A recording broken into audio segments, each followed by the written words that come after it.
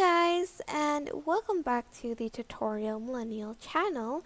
In this video, I'm going to be showing you guys how you can add friends on Xbox. You are first going to go to Community, and you are just going to go to the search bar up here and type in your friend's ID.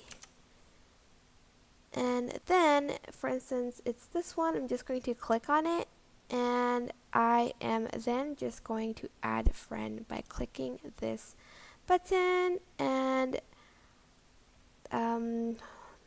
they'll hopefully they'll add you back. And that is basically it for this video. I hope it was helpful for you guys. Don't forget to like, comment, share, and also subscribe to this channel if you haven't done that.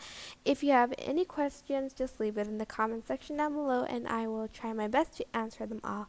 Thank you so much for watching. Bye. Why am I getting the laughs?